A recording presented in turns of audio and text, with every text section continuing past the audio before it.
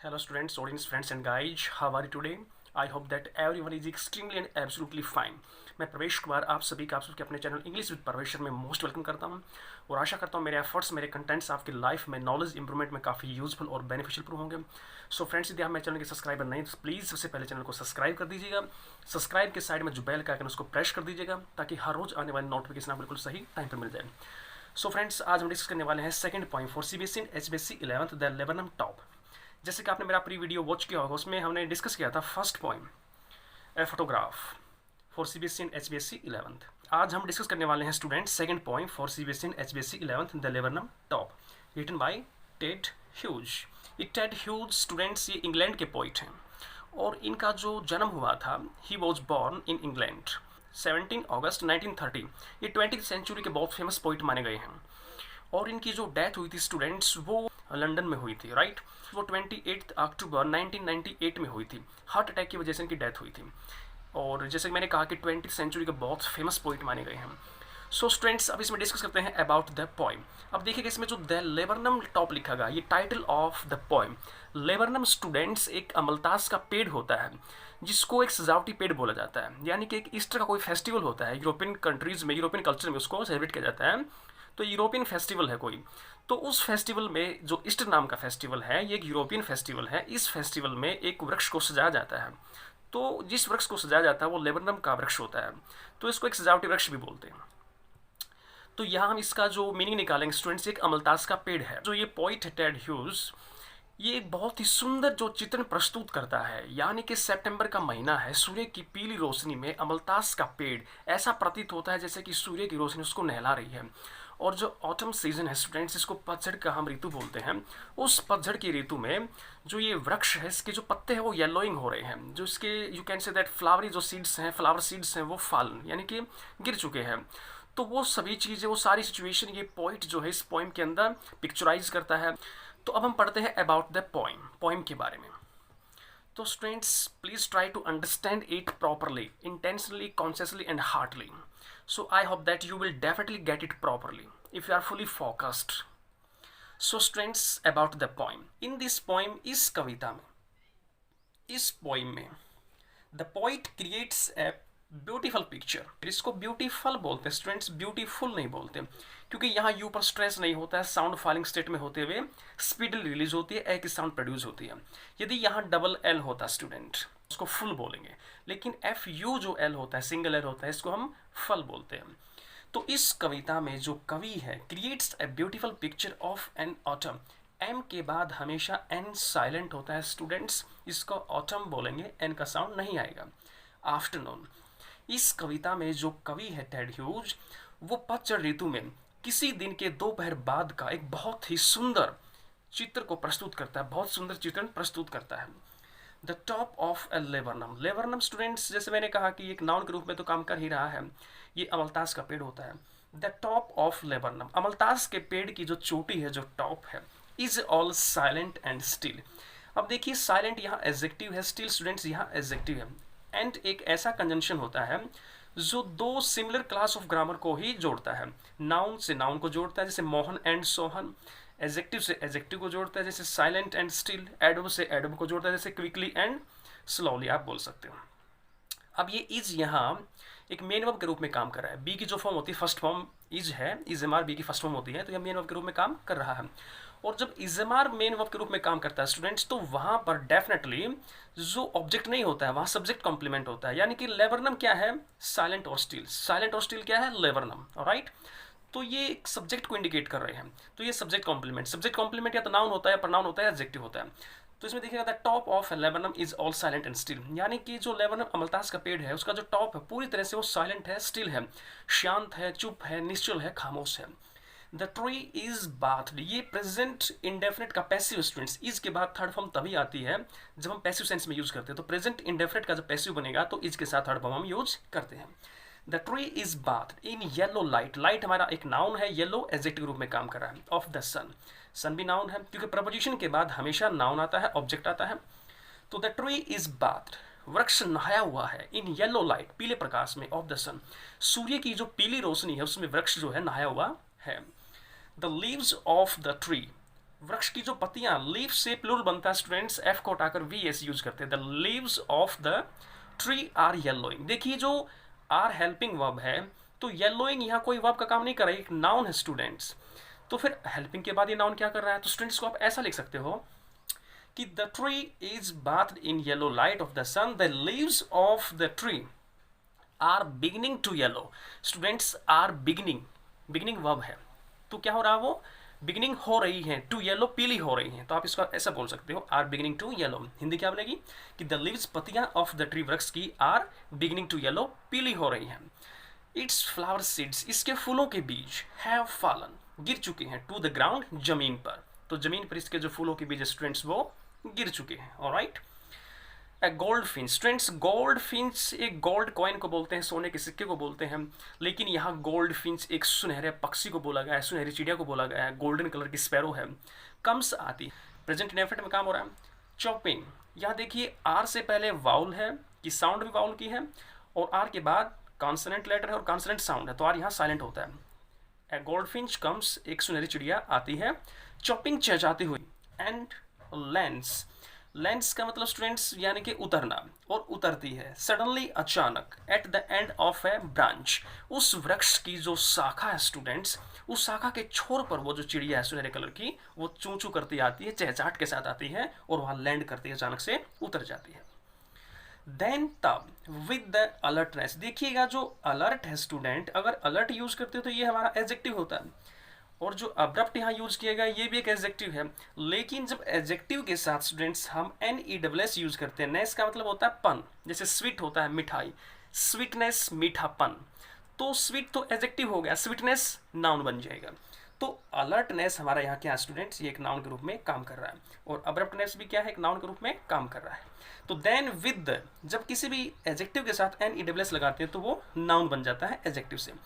Then तब with the alertness, यानी कि वो एक सावधानी के साथ, एंड अब्रप्टनेस, और तेजी से, ऑफ लिजर्ड, लिजर्ड छिपकली नाउन के रूप में काम कर रहा है, तो लिजर्ड वो यानी कि वो जो पक्षी है एक छिपकली की तरह है, वो पक्षी जो है एक छिपकली की तरह है, तेजी से, अब्रप्टनेस क्या होता है, एक प्रकार से तेजी से और सावधानी पूर्वक, सी एंटर्स, उस पक्षी को सी से इंडिकेट किया गया स्टूडेंट्स, यानी कि वो फीमेल है, राइट। तो उसने कहा कि वो जो पक्षी है, सी जो है, लिजर्ड छिपकली की तरह है, तेजी से, बड़ी सावधानी से, एंटर्स प्रवेश करता है, द थिकनेस सघनता में, ऑफ द ब्रांचेज, उस वृक्ष की जो शाखाएं हैं, उन शाखाओं की जो सघनता है, जहाँ पर काफ़ी सारे पत्ते हैं, जो सघन शाखाएं हैं, तो उनके अंदर वो प्रविष्ट हो जाता है, प्रवेश करता है। एट वंस, एकदम से, there is a lot of tutoring. देखिएगा स्टूडेंट्स, वैसे देखा जाए आगे स्टेंजा में आप पढ़ोगे ट्यूटरिंग एंड ट्रिलिंग, लेकिन इनका डिक्शनरी के अकॉर्डिंग देखा जाए तो कोई मीनिंग नहीं बनता है, लेकिन फिर भी स्टेंजाज में यूज किया गया है, तो इसकी जगह देखिएगा होना चाहिए हमारा चैटरिंग। तो जो चैटरिंग जो शब्द होता है, CHATTERING, चैटरिंग एक वर्ब के रूप में काम कर रहा है। अब जो यहाँ ट्रिलिंग लिखा गया स्टूडेंट्स, ये ट्रिलिंग भी डिक्शनरी के अकॉर्डिंग कोई इसका सर्च मीनिंग नहीं है, तो ये यहाँ पर जो मीनिंग दे रहा है इसका मतलब होता है फड़फड़ाना, जिसको हम लिख सकते हैं फ्लटरिंग। तो फ्लटरिंग का मतलब होता है स्टूडेंट्स फड़फड़ाना। तो यहाँ पर हम चीटरिंग की जगह चैटरिंग यूज करेंगे, एंड ट्रिलिंग की जगह फ्लटरिंग यूज करेंगे, ऑलराइट। तो चैटरिंग का मतलब होता है चहचाना, चूचू करना, और जो फ्लटरिंग हमारा होगा ये, इसको वैसे देखिएगा, इसको फ्लटरिंग हम वैसे सिंपल बोल देते हैं, फ्लचरिंग होता है स्टूडेंट, फ्लटरिंग नहीं होता है। आमतौर पर जो इंडियन एक्सेंट होता है उसमें हम फ्लटरिंग बोलते रहते हैं, लेकिन ऐसा गलत है, ये फ्लचरिंग होता है। चैटरिंग एंड फ्लचरिंग यानी कि चहचाना और फड़फड़ाना इन द ट्री, और अचानक से, एट वंस, एकदम से, there is a lot of chattering and fluttering, वहाँ बहुत सारी चूचू की आवाज़ें और फड़फड़ाहट की आवाज़ें स्टार्ट हो जाती है। लॉट ऑफ का मतलब क्या होता है स्टूडेंट्स, बहुत ज़्यादा। देखिएगा अब लॉट ऑफ उस चीज़ को काउंट करने से पहले लगाया जाता है, जो चीज़ अमाउंट में काउंट होती है, जो चीज़ नंबर में काउंट नहीं होती है। तो स्टूडेंट जो चींची की आवाज़ें हैं वो कभी भी नंबर में काउंट नहीं होती, वो काउंटेबल नहीं होती हैं। फड़फड़ाहट कोई काउंटेबल नाउन नहीं है, राइट। तो ये अनकाउंटेबल है, इसलिए इनकी गिनती करनी है तो बहुत में होती है। जैसे वर्क होता है, वर्क हमारा काम है, काम एक अनकाउंटेबल नाउन। जैसे मैंने कहा कि he has done A work, ये गलत है, he has done a lot of work, तो वर्क को काउंट कैसे करेंगे, लॉट ऑफ में। तो इसमें लिखा एट वंस, एकदम से, there is a lot of chattering and trilling. अब देखिएगा चैटरिंग क्या है कि यहाँ पर चहचहाटें, एंड फ्लटरिंग यहाँ लिखेंगे हम तो इसका मतलब क्या हो जाएगा, फड़फड़ाहट। तो बहुत सारी आवाज़ें स्टार्ट होती हैं चहचहाट की और फड़फड़ाहट की। तो अब इसमें देखिएगा इज एक मेन वर्ब है, यानी कि ये बी की मेन फॉर्म है, तो ये जो चैटरिंग होगा एक नाउन के रूप में काम करेगा, एंड फ्लटरिंग भी यहाँ नाउन के रूप में फिर काम करेगा। इन द ट्री, वृक्ष में अचानक से चहचहाट की आवाज़ें यानी कि चींची की आवाज़ें और फड़फड़ाहट की आवाज़ें स्टार्ट हो जाती हैं। द होल ट्री, पूरा वृक्ष, ये होल किसकी सेंस में यूज हो रहा है यहाँ पर स्टूडेंट्स, ये आंशिक रूप से पूर्ण रूप से की सेंस में। द होल ट्री ट्रेम्बल्स, पूरा वृक्ष जो है, ट्रेम्बल्स का मतलब क्या होता है, कांपने लगता है। ए काइंड ऑफ, एक प्रकार की थ्रिल, थ्रिल का मीनिंग क्या होता है स्टूडेंट्स यहाँ पर, रोमांच में। Okay, it is the young brood, ये इट के लिए ये यूज किया गया स्टूडेंट्स इज। अब यंग ब्रूड, ये ब्रूड यदि स्टूडेंट्स यहाँ पर नाउन के रूप में काम कर रहा है तो ये होता है यंग वंस, यानी कि पक्षियों के बच्चे, एनिमल्स जो होते हैं, बर्ड्स जो होते हैं, उनके बच्चों को हम यंग वंस बोलते हैं। क्या बोलते हैं, यंग वंस। तो यदि ये नाउन के रूप में काम कर रहा है स्टूडेंट्स तो ये होता है बच्चे की सेंस में काम करेगा। और यदि हम इसको यूज कर रहे हैं यहाँ पर एज ए वर्ब के रूप में तो स्टूडेंट्स इसका मतलब होता है सेना। हैच जिसको बोलते हैं, HATCH, हैच का मतलब होता है कि जो यंग वंज होते हैं, पक्षियों के जो बच्चे होते हैं वो अंडों से बाहर निकलते हैं। तो अंडों को जो सेने की प्रक्रिया होती है, अंडों को सेने की जो प्रोसेस होती है, जो पक्षी अंडों के ऊपर बैठता है, एग्स के ऊपर बैठता है उनको सेने के लिए, तो उस प्रोसेस को हम बोलते हैं ब्रूड। ऑलराइट, यदि ये वर्ब है तो। लेकिन इज यहाँ मेन वर्ब के रूप में काम कर रहा है तो ब्रूड या नाउन हुआ। तो it is the young brood, यानी कि यंग ब्रूड मतलब क्या है, यंग वंस। तो वो जो सी है, गोल्ड फिंच, उसके बच्चे, of the goldfinch, goldfinch के बच्चे, that has come to life, ऐसा प्रतीत होता है जैसे कि वो जीवन में आ गए हैं, उनको एक जीवन मिल गया, वो खिल उठे हैं। कैसे, कब खिल उठे हैं, on the coming of their mother, बच्चे काफ़ी सारे हैं तो देयर प्रोनाउन यूज किया गया है। राइट, पॉजेसिव एडजेक्टिव है। तो बच्चे जो अपनी माता के आने से खिल उठते हैं, एक प्रकार से नए जीवन में आ जाते हैं। तो देखिएगा उसके बाद द मदर फीड्स, माता जो है वो खिलाती है। ऑलराइट, इसमें क्या लिखा स्टूडेंट्स आगे, द मदर फीड्स, माता खिलाती है, ईच वन, प्रत्येक एक। देखिएगा स्टूडेंट्स, ईच वन का मतलब होता है प्रत्येक एक, और जो एवरी होता है स्टूडेंट्स, एवरी भी प्रत्येक के लिए होता है, लेकिन एवरी की सेंस में हम प्रत्येक एक में काउंट नहीं कर सकते। जैसे मैंने कहा कि इट रेन्ड, वर्षा हुई, एवरी डे, प्रत्येक दिन, लास्ट वीक, पिछले सप्ताह। तो इसमें एक अल्टरनेटिव हो सकता है स्टूडेंट्स, वन आफ्टर अनदर हो सकता है, एक दिन छोड़कर नेक्स्ट डे वर्षा हुई है। हम ये नहीं कह सकते कि हर रोज वर्षा हुई है, लेकिन यदि हम ऐसा बोले कि it rained each day last week, तो ईच डे का मतलब होता है प्रत्येक एक दिन। ईच डे होता है एक डेफिनेट काउंटिंग के लिए, एवरी डे होता है इनडेफिनेट काउंटिंग के लिए। ईच में होता है हर एक को काउंट करना, एवरी में होता है प्रत्येक, यानी ग्रुप में एकदम से काउंट करना, उसमें पर्टिकुलर इंडिविजुअल काउंटिंग नहीं होती है। तो इसने कहा स्टूडेंट्स कि द मदर फीड्स, देखिए फीड्स यदि यहाँ पर नाउन के रूप में काम करता तो इसका मतलब होता है खाना या भोजन, और फीड्स यहाँ वर्ब है तो इसका मतलब होता है खिलाना, भोजन कराना।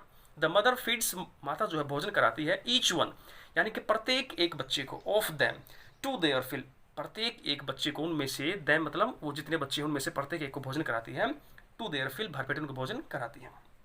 देन तब, again she comes out to the end, दोबारा वह कम्स आउट, बाहर आती है, to the end of a branch, उस वृक्ष की जो शाखा के छोर पर फिर से वो आती है, एंड फ्लाइज अवे, और उड़ जाती है, इनटू इन्फिनिट स्काई। देखो इनफाइनाइट नहीं होता, इन्फिनिट होता है, स्काई नाउन है, इन्फिनिट एडजेक्टिव है, एक अनंत आकाश की तरफ वो उड़ जाती है। सी मेक्स डेलिकेट विस्लिंग, सी मेक्स, देखिएगा स्टूडेंट्स यहाँ पर जो मेक्स लिखा गया है, ये मेक्स एक पॉजिटिव वर्ब है। पॉजिटिव वर्ब स्टूडेंट्स वो होती हैं यानी कि जिस वर्ब में, जिस वर्ब का जो सब्जेक्ट होता है वो खुद कुछ नहीं करता है और दूसरे से वो काम करवाता है। तो पॉजिटिव वर्ब्स काफ़ी होती हैं, जैसे कि मेक है, गेट होता है, लेट है, हेल्प है, बिड, ऑर्डर है। तो ये वर्ब्स ऐसी होती हैं स्टूडेंट्स कि इन वर्ब्स के सब्जेक्ट खुद कुछ काम नहीं करते हैं, दूसरे से काम करवाते हैं। और जो मेक वर्ब है स्टूडेंट्स, जैसे मैंने कहा ये पॉजिटिव वर्ब है, यानी कि when someone is force to do something, when someone is force to do something, जब किसी को फोर्स किया जाता है कोई काम करने के लिए तो मेक वर्ब यूज की जाती है। और उसके बाद जो वर्ब आती है वो फर्स्ट फॉर्म में आती है। तो सी मेक्स डेलिकेट, ये डेलिकेट एक एडजेक्टिव के रूप में काम कर रहा है। विस्लिंग, यहाँ एच साइलेंट है स्टूडेंट्स, एच बोला नहीं जाएगा, विस्लिंग नहीं होता, ये विस्लिंग होता है। तो सी मेक्स डेलिकेट, वह बड़ी सॉफ्टली, बड़ी कोमलता के साथ विस्लिंग, एक सीटी की आवाज़ निकालते हुए चुप से चहचहाती है, एक सीटी जैसी आवाज़ में उसकी चहचहाट निकलती है।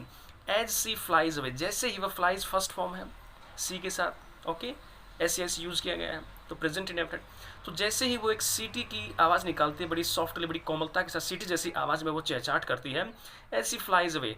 कब? जब वो उड़ती है, यानी कि जब वो उड़कर जाती है तो वो इस प्रकार की आवाज़ निकालती है।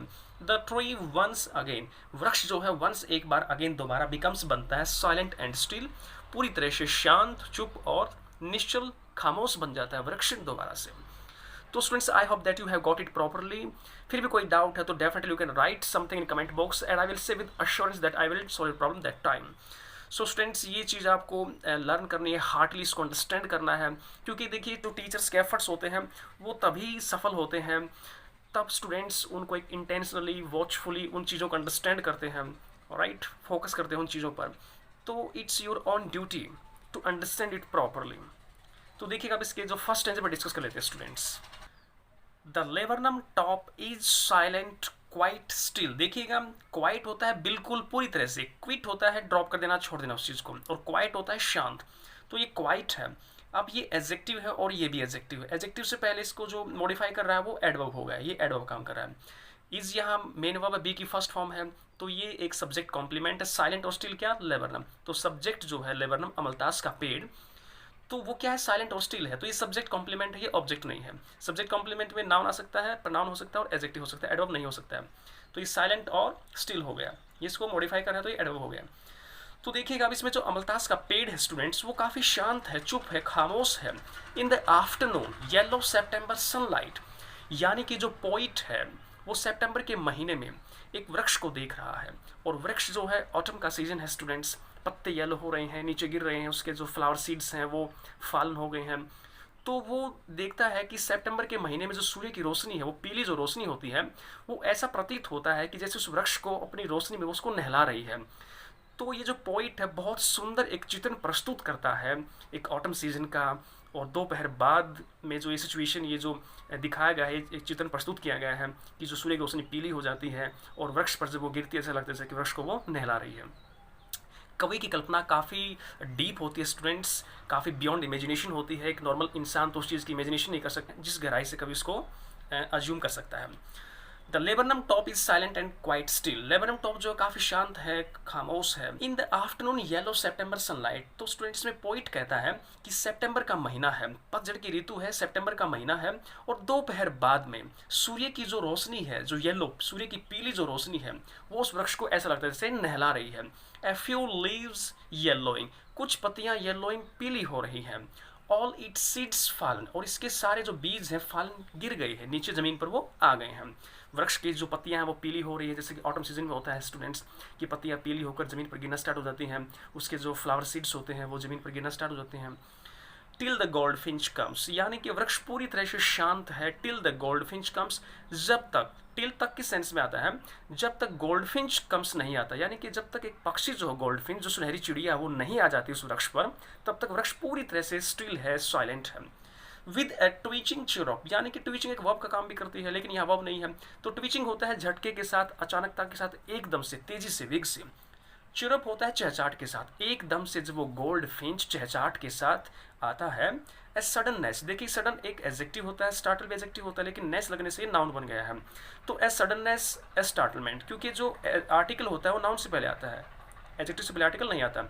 ए सडननेस, ए स्टार्टलमेंट, यानी कि एक चौंका देने वाली अचानकता के साथ, एक चौंका देने वाली अचानकता के साथ, एट ए ब्रांच एंड, उस शाखा के छोर पर वो पक्षी आकर बैठ जाता है।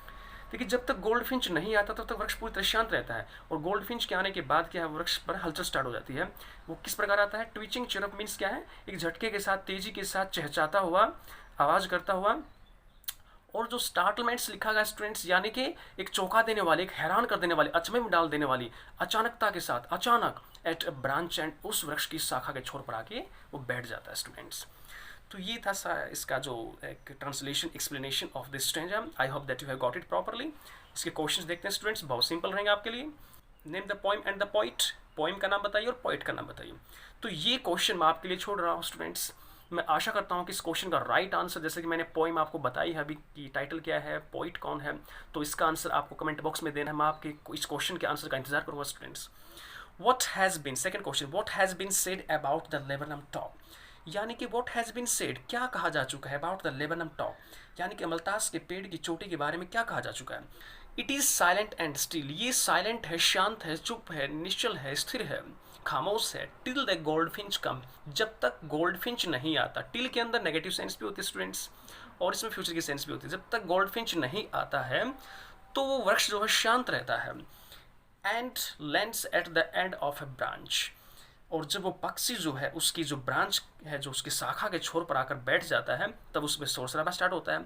लेकिन जब तक वो पक्षी उस वृक्ष की जो ब्रांच है, शाखा है, उसके छोर पर आकर नहीं बैठता है, तब तक वृक्ष कैसा रहता है? शांत और स्थिर रहता है, चुप रहता है, बिल्कुल स्टिल रहता है। सेकंड क्वेश्चन देखिएगा students, what time of the day is it, यानी कि ये जो समय है दिन का, कौन सा समय इसमें दिखाया गया है? It is the afternoon of September, September महीने का स्टूडेंट्स दिन का जो तीसरे पहर का इसमें मेंशन किया गया है, यानी दोपहर बाद का दृश्य इसमें दिखाया गया। Fourth question, what shows that it is the autumn season, क्या दिखाता है कि इसमें पतझड़ ऋतु है? यानी पतझड़ ऋतु को इंडिकेट करने के लिए इसमें क्या चीज़, किस प्रकार का पिक्चर जो है पिक्चराइज किया गया है? The laburnum leaves are yellowing, अमलतास के पेड़ की जो पत्तियां वो पीली हो रही हैं, beginning to yellow. And it seeds have fallen, और इसके जो बीज जो हैं वो गिर चुके हैं। इससे पता लगता है कि पतझड़ का मौसम है। उसके बाद देखिए next question, what sound does the goldfinch में, किस प्रकार की ध्वनि गोल्डफिंच जो सुनहरा पक्षी जो सुनहरी चिड़िया वो बनाती है, किस प्रकार की साउंड जो है वो सुनहरी चिड़िया बनाती है? सी मेक्स ए ट्विचिंग चिरप, यानी कि वह एक झटके के साथ, तेजी के साथ, अचानक एकदम से चिरप चहचाहट की आवाज़ पैदा करती है, चहचाने लगती है। नेक्स्ट क्वेश्चन देखिए students, where does the goldfinch land, goldfinch जो है कब लैंड करता है, कब उस वृक्ष पर उतरता है? व्हाट हैपन, क्या होता है? देन तब। सी लैंड्स, वह उतरता है। At the end of a branch, वृक्ष की शाखा के छोर पर उतरता है।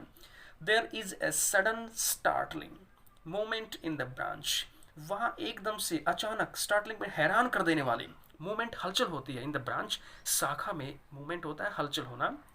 तो अचानक एकदम से हैरान कर देने वाली, चौंका देने वाली हलचल स्टार्ट हो जाती है उस वृक्ष की शाखा के छोर पर।